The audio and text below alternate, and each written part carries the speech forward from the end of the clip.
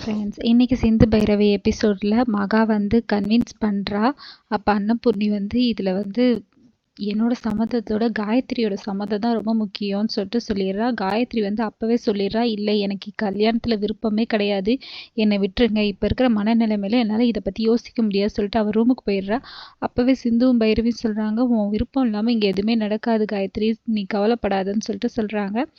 மகா வந்து பார்த்துட்டே இருக்கா, இதை விடக்கூடாது, இது எப்படியாவது கன்வின்ஸ் பண்ணணும். மகா வந்து கண்டினியூஸாக கன்வின்ஸ் பண்ணுறா. ஆனால் எல்லாருமே வந்து சொல்லிடுறாங்க, இதில் வந்து காயத்ரி விருப்பம் இல்லாமல் எதுவுமே நம்ம பண்ணக்கூடாது, பொண்ணோட விருப்பம் தான் ரொம்ப முக்கியம் சொல்கிறாங்க. அன்னபூரணி அப்படியே இடிஞ்சு போய் உட்காந்துடுறா.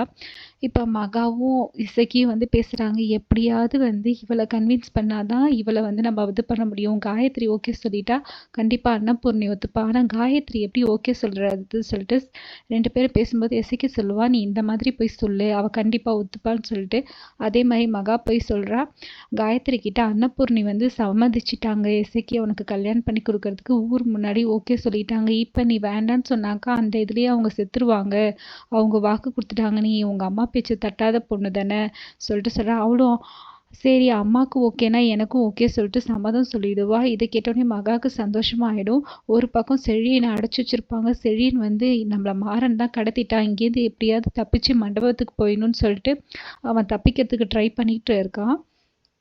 இங்கே மகா வந்து எல்லார்கிட்டையும் சொல்லிடுறா, காயத்ரி வந்து சம்மதம் சொல்லிட்டா, நீங்களும் சம்மதம் சொல்லிட்டாக்கா நம்ம கல்யாணம் ஏற்பட்ட ஆரம்பிக்கலாம்னு சொல்லிட்டு எல்லாருக்குமே பயங்கர ஷாக் ஆகுது. காயத்ரி எப்படி இவனை கல்யாணம் பண்ணிக்க ஒத்துக்கிட்டா, இதுக்கு வாய்ப்பே இல்லைன்னு சொல்லிட்டு எல்லாரும் வந்து வேண்டாம் வேண்டாம் அவசரப்பட வேண்டாம்னு சொல்லிட்டு எல்லாரும் வந்து அன்னபூர்ணி கிட்ட சொல்கிறாங்க. அன்னபூர்ணி காயத்ரி ஓகே சொல்லிட்டா எனக்கு ஒன்றும் பிரச்சனை இல்லைன்னு சொல்லிட்டு சொல்கிறாங்க. உடனே சிவா எல்லாருமே சொல்கிறாங்க, ஒரு தடவை நீங்கள் போயிட்டு பேசுங்கம்மா, நீங்கள் போயிட்டு காயத்ரி கிட்ட தனியாக ரூமில் போய் பேசுங்க, அவள் சரின்னு சொல்லிட்டாக்கா அதுக்கப்புறமா முடிவு பண்ணலாம், அது வரைக்கும் அவசரப்பட்டு எந்த முடிவும் எடுக்க வேணாம்னு சொல்லிட்டு சொல்கிறாங்க. இதோட இன்னைக்கு எபிசோட் முடியுது. காயத்ரிக்கு யார் கூட கல்யாணம் நடக்கும் நீங்கள் நினைக்கிறீங்கன்னு கமெண்ட் பண்ணுங்கள். இந்த வீடியோ பிடிச்சிருந்தா லைக் பண்ணுங்கள், சப்ஸ்கிரைப் பண்ணுங்கள், ஷேர் பண்ணுங்கள். தேங்க்யூ ஃப்ரெண்ட்ஸ், பாய்.